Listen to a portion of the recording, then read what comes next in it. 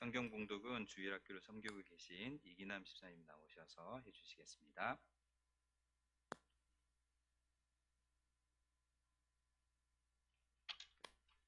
이 시간 우리에게 주신 말씀은 사무엘상입니다. 사무엘상 2장 26절 말씀입니다. 제가 가진 성경은 410쪽입니다. 아이 사무엘이 점점 자라매 여호와 사람들에게 은총을 더욱 받더라. 매년 당하는 승급 예배잖아요. 매년 당하는 승급 예배고 매년 오는 마지막 주일이고 매년 오는 새해거든요. 마지막 주간 되면은 마음이 먹먹해요. 내년이 되네. 그러고서 잘 살아야 되는데 그러다 내년 되면 많이 남았네 이러고 또 살더라고요. 근데 나이가 들면 한 해의 마지막이 서글퍼지고 내년이 싫어지는 상황인데, 지금 중고등부, 아동부 아이들은 지금이 좋을 때예요.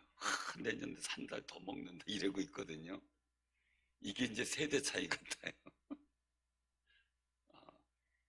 아이의 마음을 이해해주고 아이는 어른들의 마음을 이해해줄 수 있는 그런 교제와 영적인 마음의 나눔이 필요하겠다 그 생각을 해요. 그러면 우리가 먼저 다가가 주는 거죠. 먼저 그 입장을 이해해 주는 거죠. 아이가 한 달 더 먹어요 이러면 그래 너 컸구나 이래야지. 그게 뭐 좋냐 이러면 안 돼.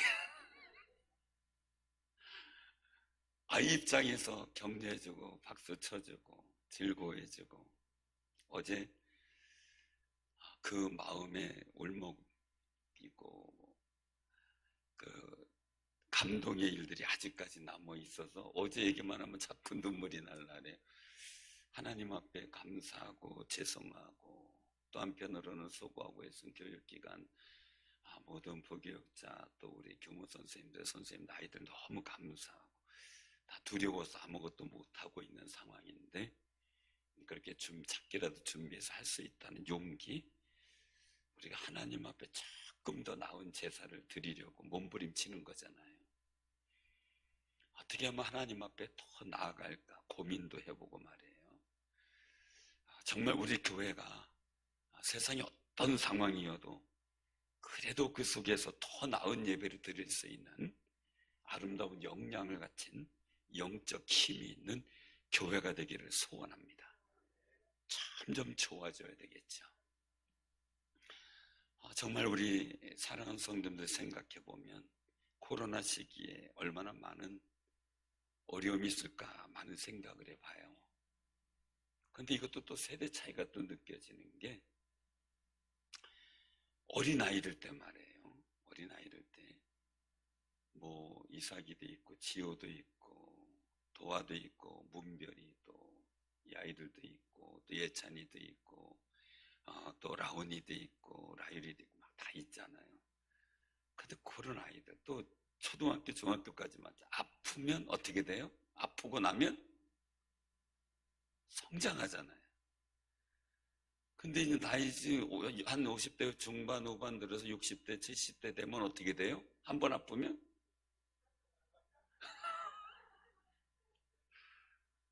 아이들은 아프면 성장하는데 이 어른들은 아프면 늙는다 그래요. 은퇴하신 목사님인데 저는 이제 뭐 한 70대 한 초반쯤 되는 줄 알았어요. 운전을 못하겠다고 차가 겁난다고.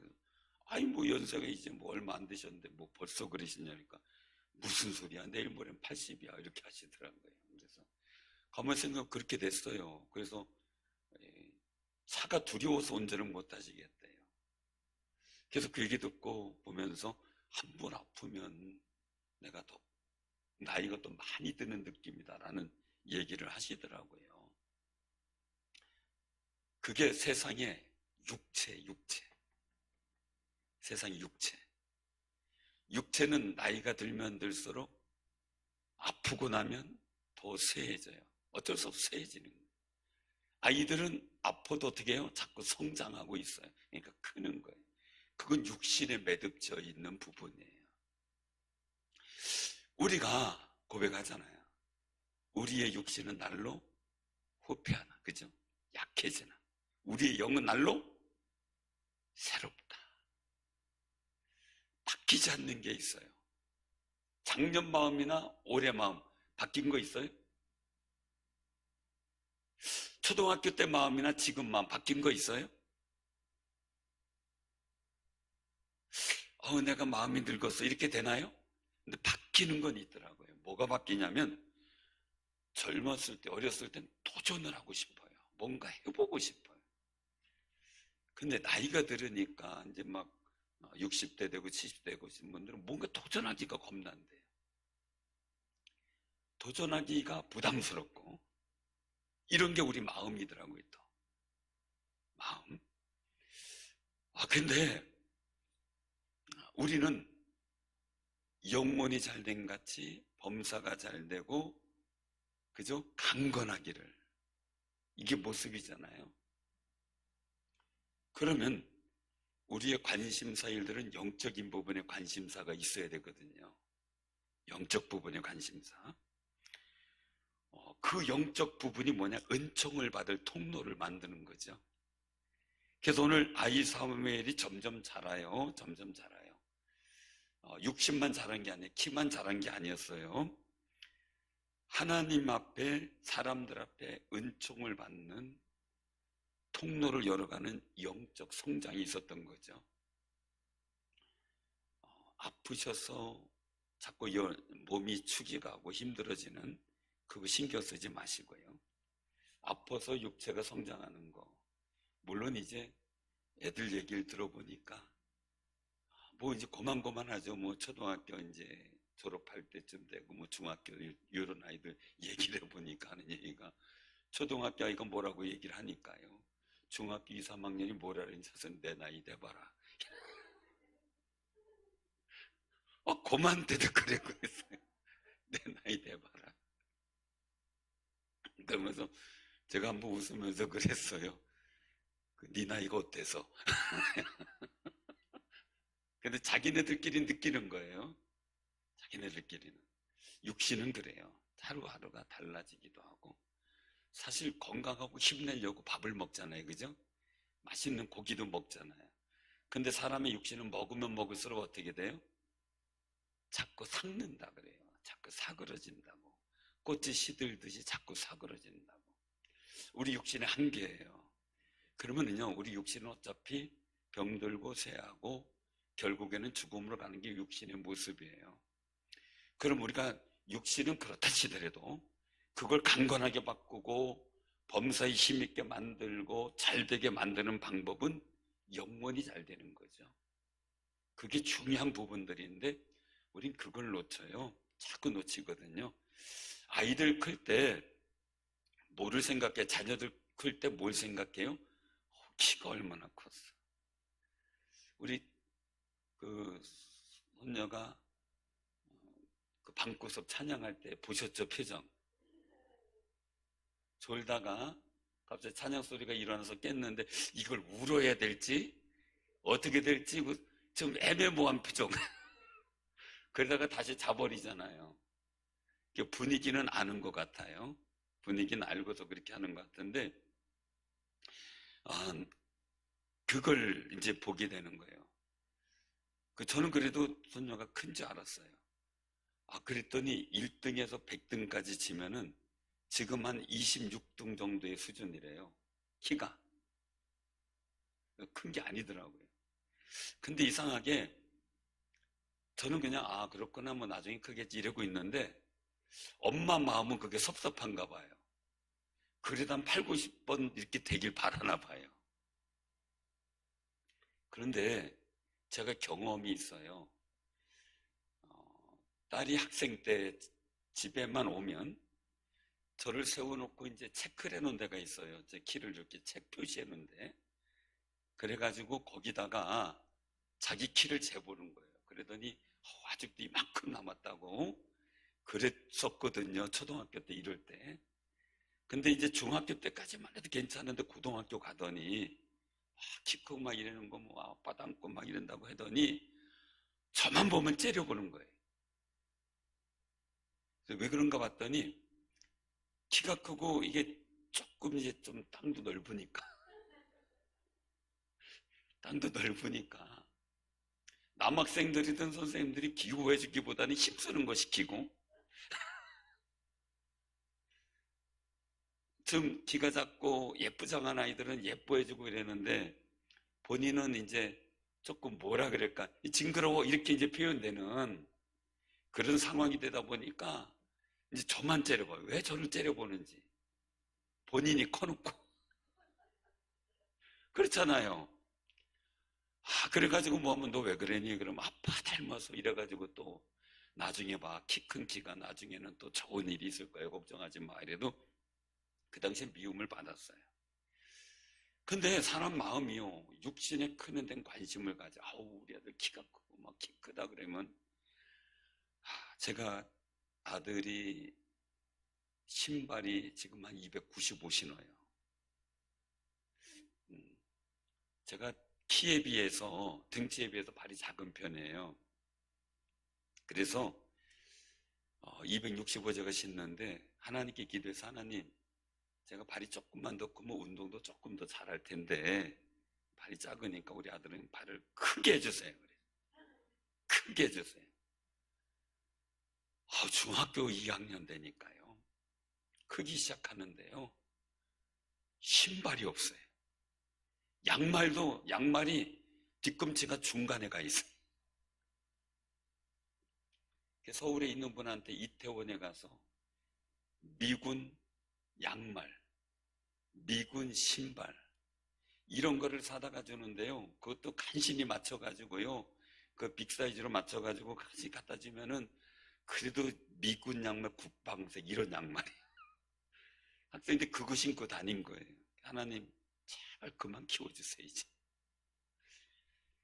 그래서 앞으로 그렇게 생각했어요. 야 손주 나면 하나님 275까지만 키워주세요. 이렇게 숫자를 정해놔야 되겠다 이 생각을 했던 적이 있었는데 하나님 그만 키워주세요. 그래서 원래 300까지 신었던 걸 빅사이즈 295를 신어요. 고등학교 졸업하고 소원이 뭐냐, 네 바람이 뭐냐니까 국방색 양말 안 신었으면 군화 같은 모양 안 신었으면 그게 소원이더라고요. 얼마나 속이 상한지. 육신의 성장이나 이런 것들은 잠시 기쁨이 되는데 그게 불합리한 게 되고 어려운 게 되고 이럴 때가 참 많아요. 근데 우리는 육신의 성장에만 자꾸 관점을 갖거든요. 근데 사무엘의 성장은 성경에서 볼 때 은총이라는 부분에 관점을 가져요. 그러니까 우리 자녀들을 양육할 때 하나님의 은총을 받는 아이로 물론 기도 잘 자라고 멋있으면 더 좋겠지만 관점이 하나님의 은총을 받는 아이로 성장되어지는 역사가 있도록 기도하는 귀한 삶이 되시기를 바랍니다. 아까 우리 박충주 우리 교무 선생님이 기도를 하는데 제가 설교 내용을 다 해가지고 설교 내용을 바꿨어요. 지금 사실 바꿨는데 너무 기도를 잘하셔서 예수님의 성장 과정에 보면 아이가 자라며 강하여지고 지혜가 충만하여 하나님의 은혜가 그 위에 있더라. 은혜가 있더라. 이게 중요하고요.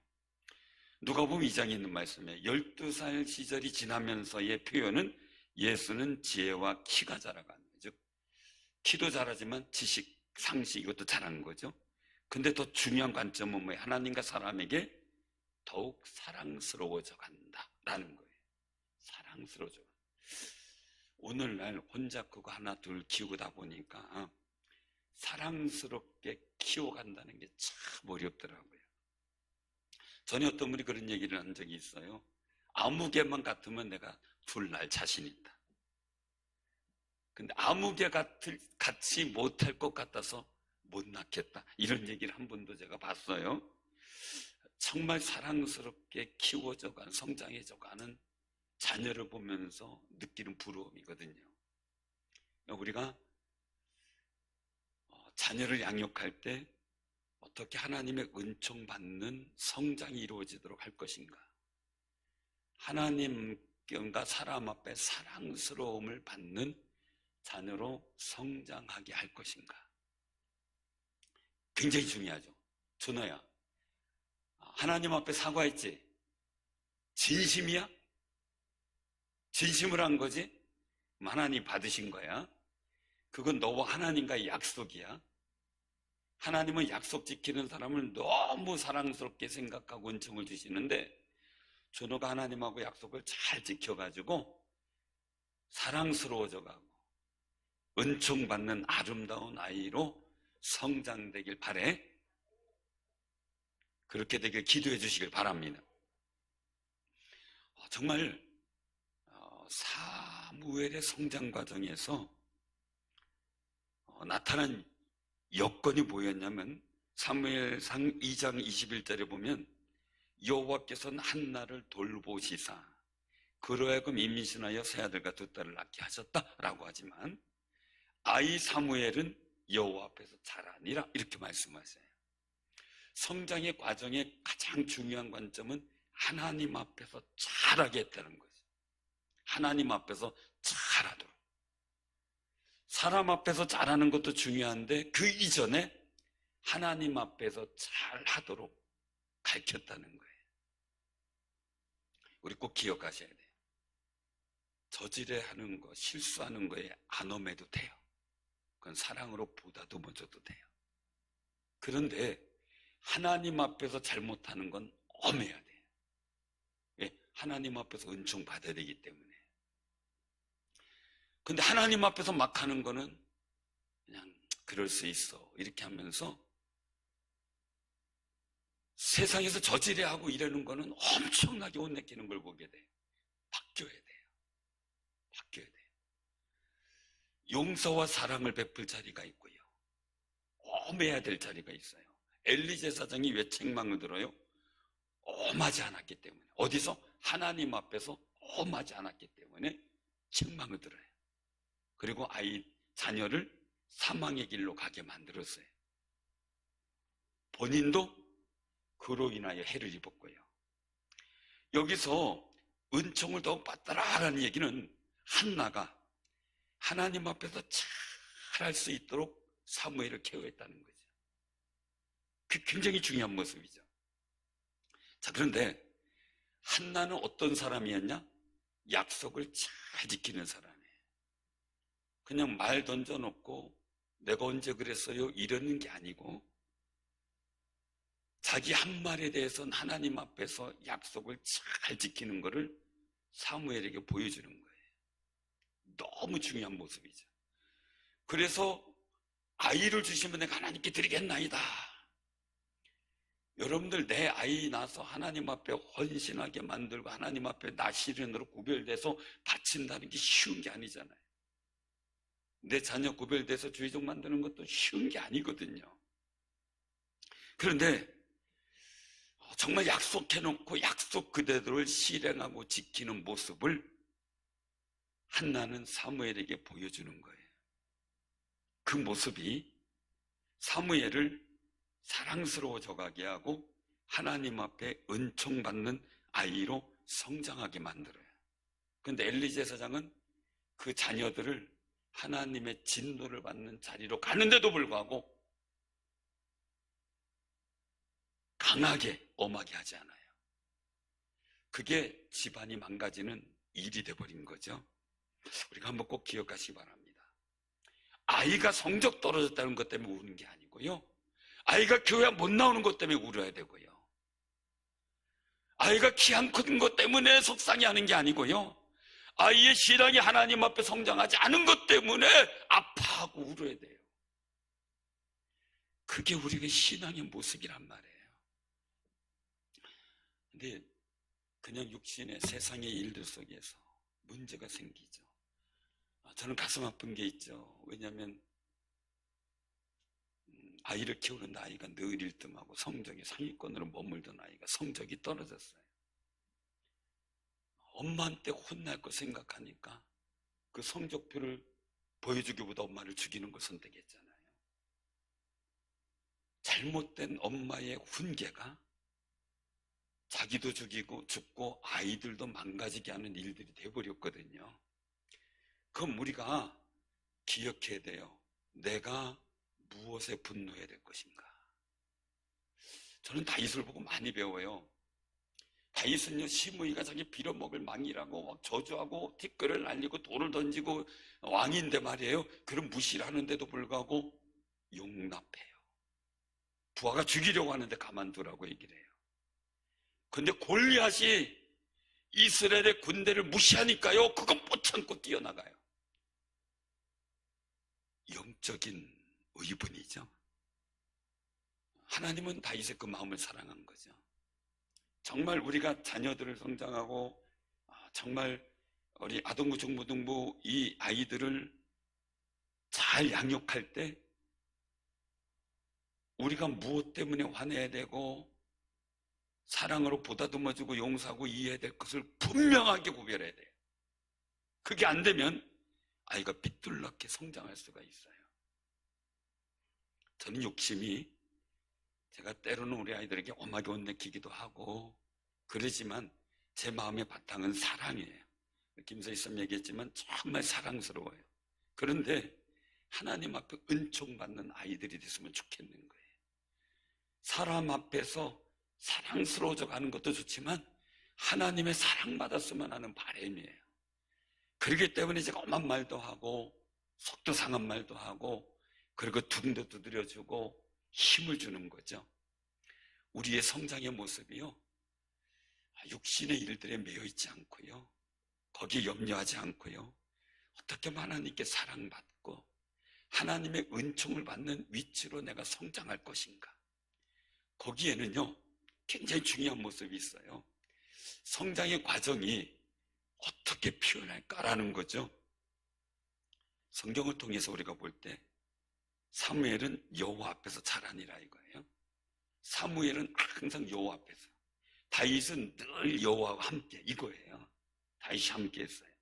내가 서 있는 장소, 내가 가 있는 장소, 내가 애착을 가지는 일이 하나님과의 관계된 거예요. 제가 한번 여러분들 보시면은 알 거예요. 우연히 봤어요. 헬로 평양.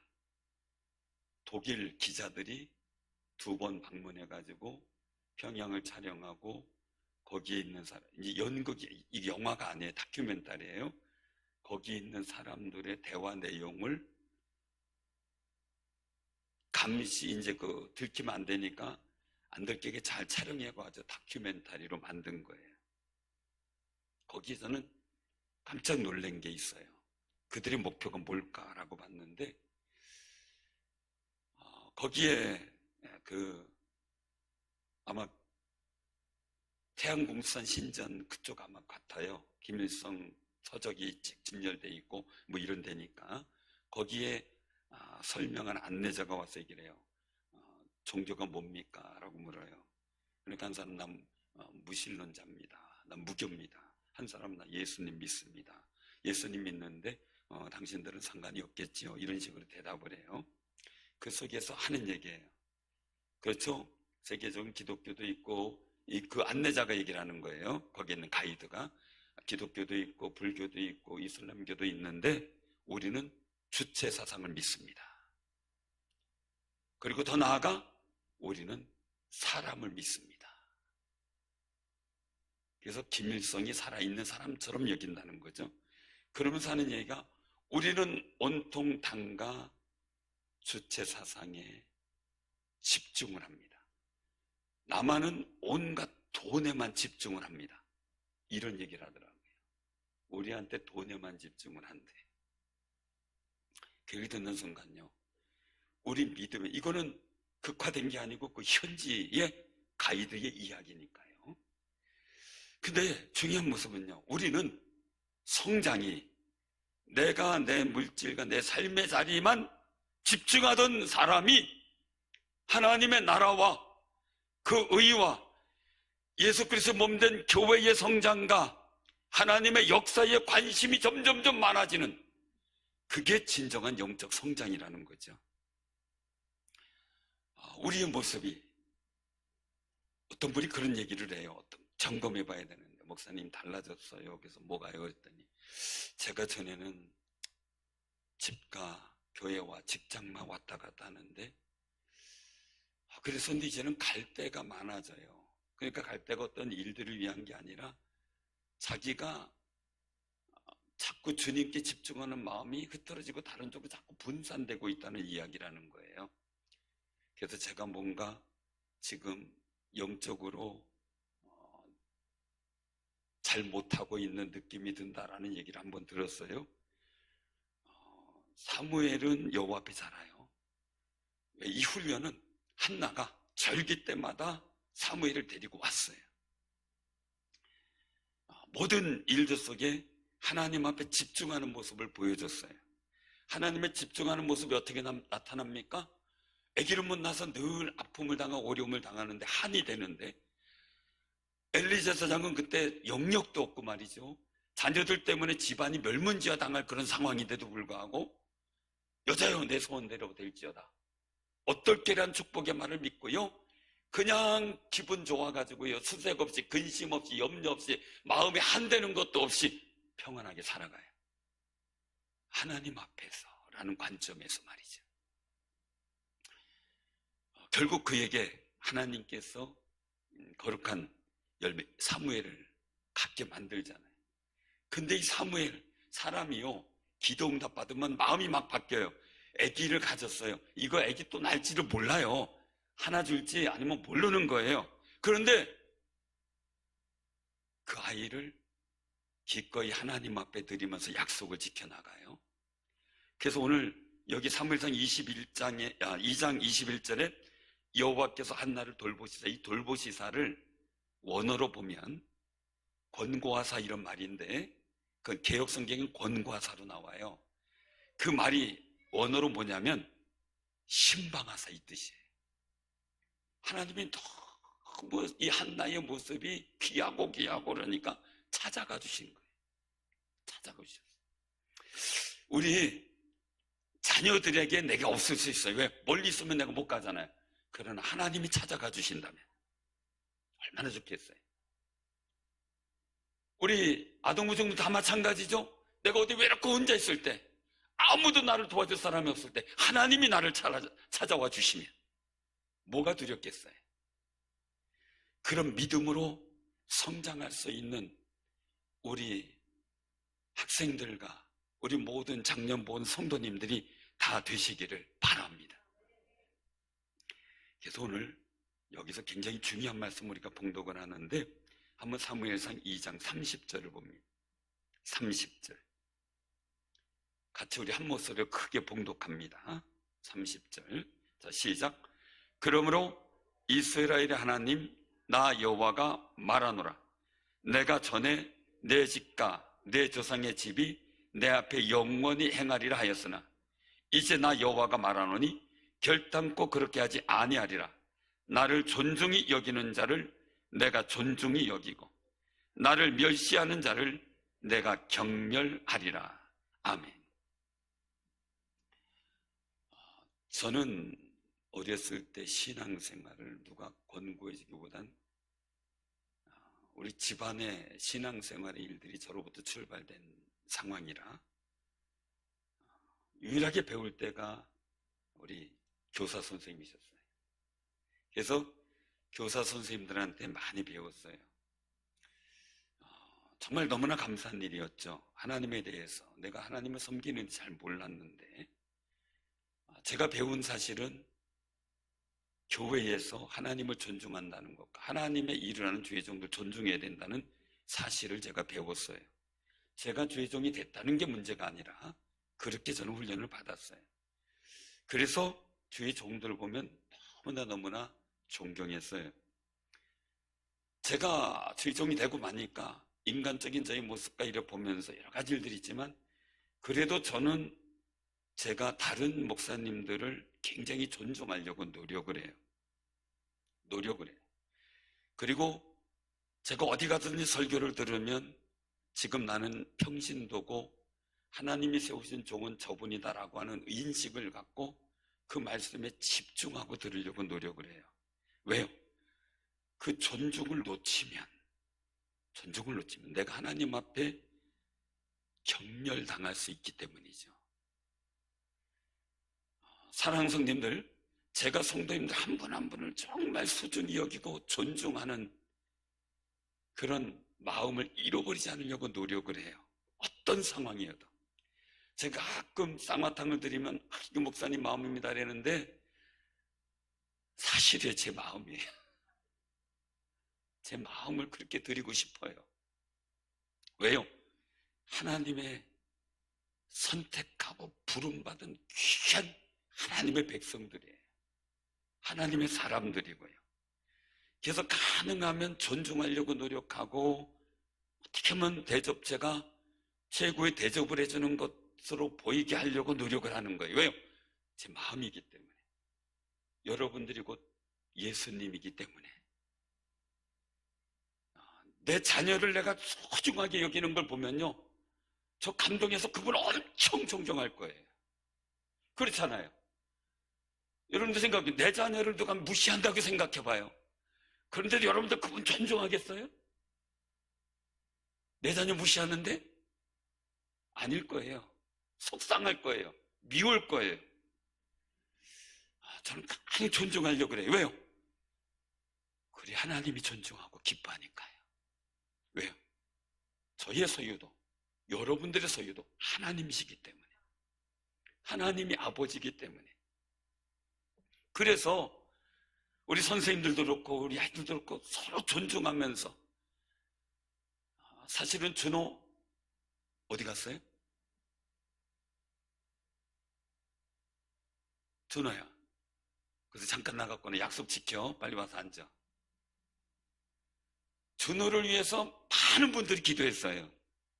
준호 그거 알아야 돼. 알았지? 네가 하나님 앞에 그 스스로 약속했다는 게 목사님은 너무너무 신기하고 감사하고 좋아. 근데 하나님은 얼마나 좋을까?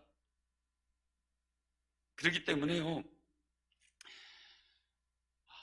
힘들고 어려울수록 더 기도해주고 더 힘을 주고 기다려주고 믿어주고 인정해주고, 그 일들이 하나님을 존경하고 경외하고 인정하고 그분을 찬양하는 마음으로 우리가 한다면 우리 서로 마음 합쳐 코로나도 이기고 거룩한 역사를 만들어가는 아름다운 성장이 있게 될 줄로 믿으시길 바랍니다. 전에 염려 근심에 주눅들었던 우리가 이제 그거 다 떨어버리고 믿음의 담대함을 갖고 평안하고 감사하며 찬양하며 즐겁게 세상을 이기며 살아가는 거룩한 믿음의 담력을 얻게 될 줄로 믿습니다. 그 속에서 하나님의 은총은 더더욱 여러분들에게 임하는 역사가 나타나겠죠. 그 거룩한 은총의 통로를 만들어가고 세워가는 귀한 믿음의 사람으로 성장하는 모든 우리 학생들과 온 성도들 다 되기를 주님의 이름으로 축원합니다. 아멘.